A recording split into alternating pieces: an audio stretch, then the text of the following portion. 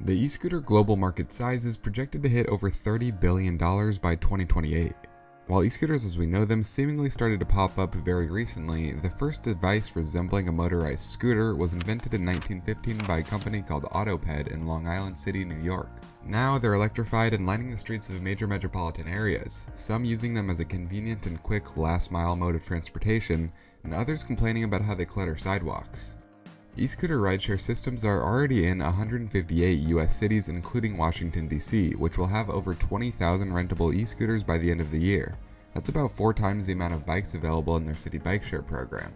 It's a program that has offered a lot of different variety and additional mobility options throughout the district.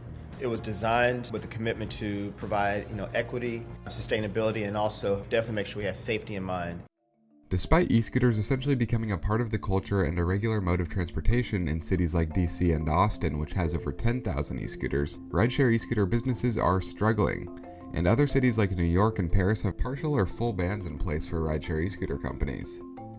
Companies like Bird, Lime, and Spin have all faced issues working with cities, backlash after fatal accidents, and are simply struggling with profitability. When Bird Global, one of the largest e-scooter rideshare companies in the industry, went public via a SPAC in November 2021, it had an implied $2.3 billion valuation. Now its stock has tumbled about 98% from its peak. The primary reason is that focus in not on top line growth, which is maybe where the markets were a couple of years ago, and a focus in on total co profitability, where we just recently are starting to make the turn on that. I chalk it up to more of a symptom of just a young company, high growth, kind of going public maybe a year or two before it probably otherwise would have or should have.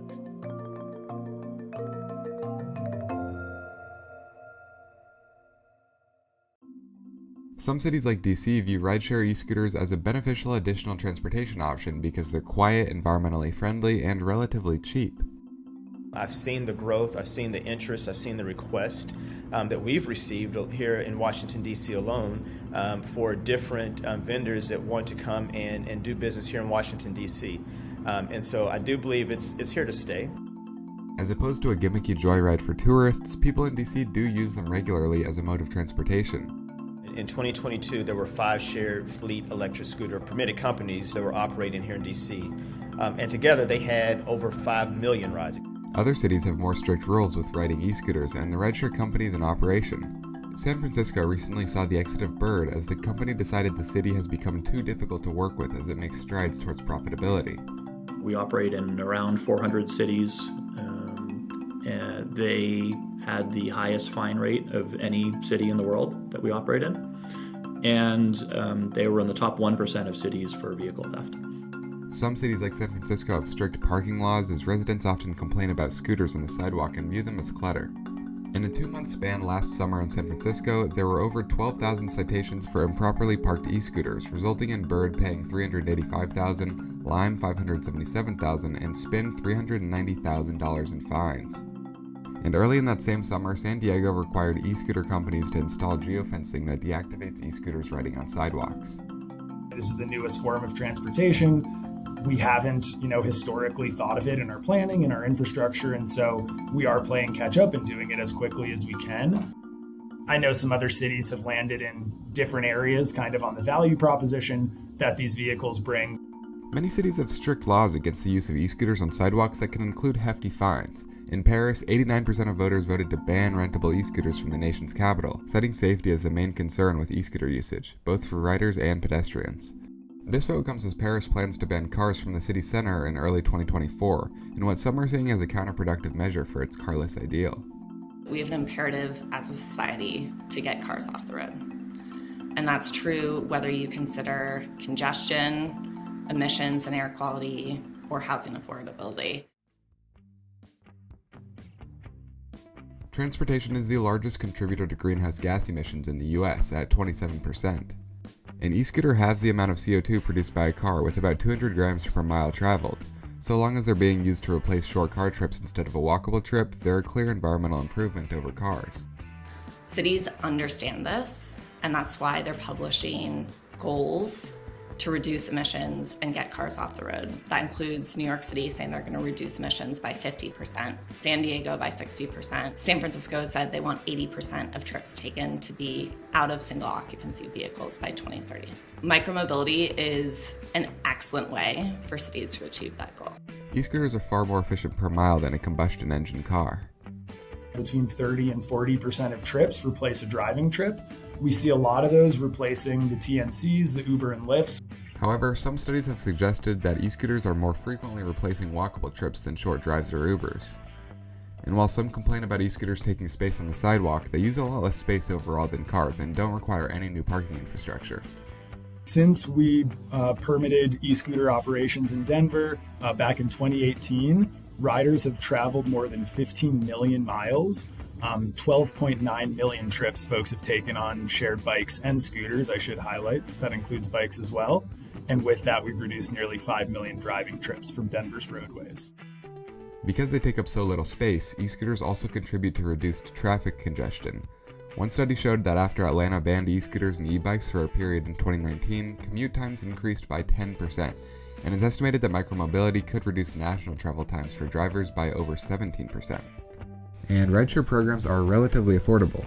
An average 10-minute trip, which can get you a little over 2 miles, costs under $5.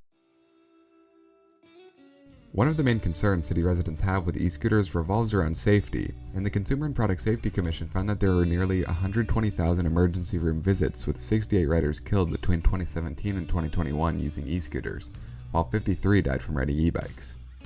In San Francisco, there was an increase in e-scooter injuries from 2020 to 2021 by about 58%, up to 153 injuries. Certain laws and limitations have proven successful in the decrease of injuries. In Finland, we saw that when we limited the availability of the e-scooters at night, we saw decrease in the incidence of the injuries. In the study period, most of the accidents happened from 9 p.m. to 4 a.m. From those patients, 2/3 were intoxicated, so that was a big problem. And in 2022, we saw that there were 60% less of these injuries in the following summers when these restrictions were in place. One study found that there was one e-scooter injury for every 5,555 miles traveled. And a lack of protected lanes for micromobility could be at fault for some of the e-scooter fatalities, 72% of which involved a motor vehicle, and 74% of all injuries happen on paved roads. In addition to rider safety, concerns over pedestrian safety is also a factor, but a recent study at a major metropolitan hospital found that only about 5% of e-scooter related emergency room visits were pedestrians. The patients that were treated in hospitals that we looked at, only 3% of those were pedestrians or bicyclists or someone who didn't ride the e-scooter. So that tells us that most of the accidents happened to the rider itself. While the number of accidents is fairly comparable to other modes of micromobility, many cities like DC are still enforcing laws like the prohibition of sidewalk riding in busy pedestrian areas to ensure safety. We're committed to safety first and foremost, and that is why we enforce a 10 mile per hour speed limit on our shared fleet electric scooters. While shared micromobility use has become increasingly popular, e-scooter companies like Bird and Lime have struggled with profitability. In 2022, Bird had a net loss of over $380 million, compared to a $215 million loss the year prior. It's probably too crowded, too fragmented a landscape in terms of companies out there. A plethora of companies have sprouted after Bird and Lime's initial launch. Some companies like Uber have tried its hand in the e-scooter rideshare business. In DC and Austin, there are 5 and 4 different companies competing with each other for ridership respectively. While these companies competing with each other have had profitability issues, Bird says it's getting closer to being profitable. So for 2022, Bird's revenue is $245 million. That was about a 30% growth from the prior year. We are guiding to an adjusted EBITDA of positive $15 to $20 million for 2023 and positive free cash flow of $5 to $10 million. In 2019, Ford acquired Spin Scooters for an estimated $80 to $90 million, only to get out of the e-scooter business just a few years later, selling the company to Berlin-based Tier Mobility. Apart from having to compete with other scooter share companies within cities, they also have to work with the cities to expand services, which are sometimes limited. For instance, in New York, e-scooter rideshare companies are currently only allowed in the Bronx as part of a pilot program. While the NYC DOT considered the pilot a success, it still hasn't expanded to any other boroughs, and other cities haven't allowed any rideshare micromobility companies yet.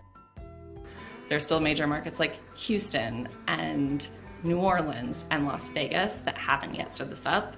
So we have a lot of potential as an industry to continue growing. And then even in cities where we're in today, those programs aren't necessarily all at scale. So as cities like New York pilot smaller programs, see that they're successful, we'll see them expanding the programs, and operators will expand their footprints even within cities that we operate in today. You know, you've also seen some cities, they're leaning into the opportunity, but they're doing it in sort of a more measured way. I think over time, those things need to change a little bit in order for these companies to actually kind of become sustainably, consistently profitable and still grow.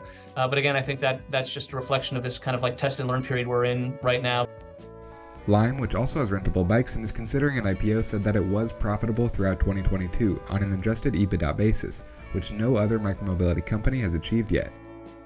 We just guided to be free cash flow positive for the year in 2023, is all about how do you build not just sustainable unit economics, so you see a decent payback on the vehicles, but how do you do that at a scale with a controlled central cost base where you're covering your central costs and are actually generating true free cash flow profitability as a company. And that's where I think we are right now.